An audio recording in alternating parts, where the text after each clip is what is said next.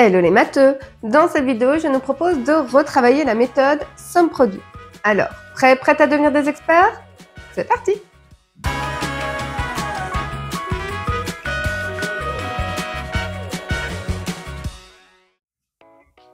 Bienvenue dans cette nouvelle vidéo sur la factorisation. Pour rappel, factoriser, c'est vouloir transformer une addition ou une soustraction en une multiplication. La méthode somme-produit fait partie des méthodes qui nous permettent d'y arriver. Nous allons voir ensemble quelles sont les conditions pour pouvoir l'utiliser, comment l'utiliser et pourquoi elle fonctionne. Ensuite, nous terminerons avec une petite séance d'exercice pour s'assurer que tu aies tout bien compris. Alors, prête à te lancer? Allons-y! Et c'est parti pour la méthode somme-produit. Pour pouvoir appliquer la méthode somme-produit pour factoriser, l'expression de départ doit répondre à quelques conditions.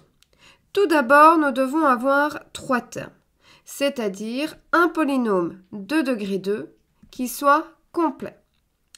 Il nous faut donc qu'une seule variable, c'est-à-dire une lettre. Et enfin, le coefficient du terme de degré 2 doit être égal à 1. Par exemple, x carré plus 7x plus 10, ou encore a carré plus 9a plus 18, ou encore y au carré moins 4y moins 12. En revanche, nous ne pouvons pas appliquer la méthode somme-produit avec x carré plus 5x, ce polynôme n'est pas complet. 3y au carré plus 2y plus 1, c'est un problème également parce que le coefficient devant y carré n'est pas 1, mais 3. Ou encore a au cube moins 2a carré plus 7a moins 5, puisque nous avons un polynôme de degré 3, puisque nous avons du cube. Vérifions si tu parviens déjà à identifier les expressions qui répondent aux conditions pour pouvoir appliquer la méthode somme-produit. Appuie sur pause pour te laisser le temps d'observer toutes ces expressions et d'identifier celles qui répondent à toutes tes conditions.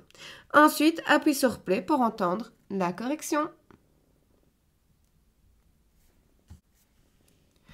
Alors, les polynômes que nous pouvons factoriser avec la méthode somme-produit sont x carré plus 11x plus 30, y carré moins y moins 56, x carré plus 2x moins 15, x carré moins 4x moins 5, et enfin, a carré moins 14a plus 24.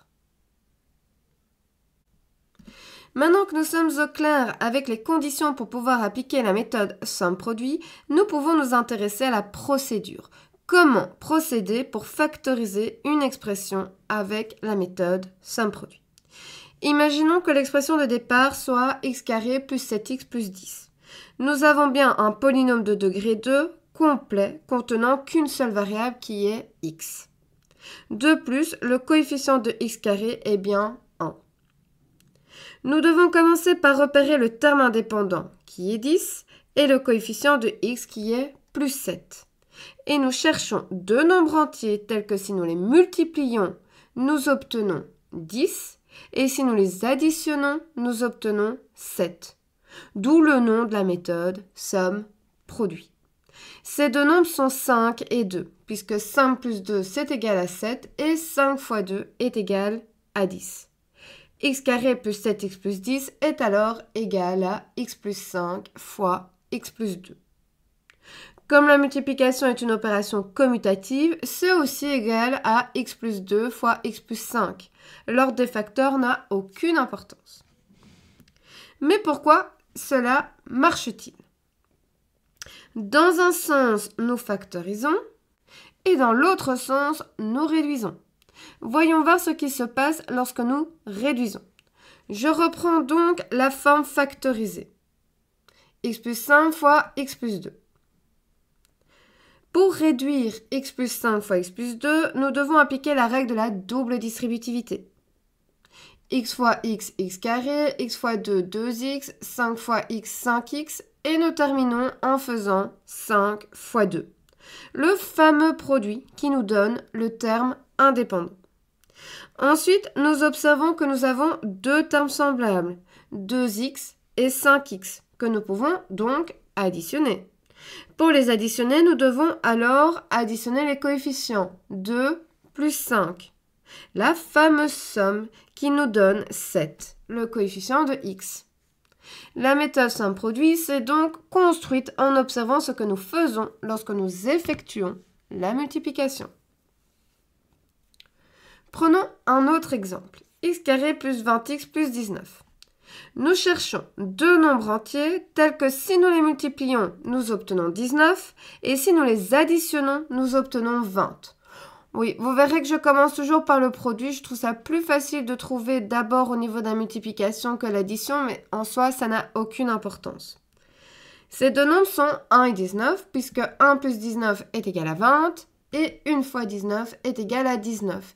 X carré plus 20x plus 19 est donc égal à x plus 1 fois x plus 19, ou x plus 19 fois x plus 1. Prenons un dernier exemple, y au carré moins 4y moins 12. Nous cherchons deux nombres tels que si nous les multiplions, nous obtenons moins 12 et si nous les additionnons, nous obtenons moins 4. Ces deux nombres sont moins 6 et 2, puisque moins 6 plus 2 est égal à moins 4 et moins 6 fois 2 est égal à moins 12. Y carré moins 4y moins 12 est donc égal à y moins 6 fois y plus 2. Je nous propose de terminer cette vidéo avec ce petit exercice pour vérifier si tu as bien compris. Voici 5 expressions à factoriser avec la méthode somme-produit. Prends une feuille et un crayon, appuie sur pause pour te laisser le temps de faire à ton aise cet exercice et quand tu seras prêt ou prête à entendre la correction, il te suffira simplement d'appuyer sur play pour relancer la vidéo.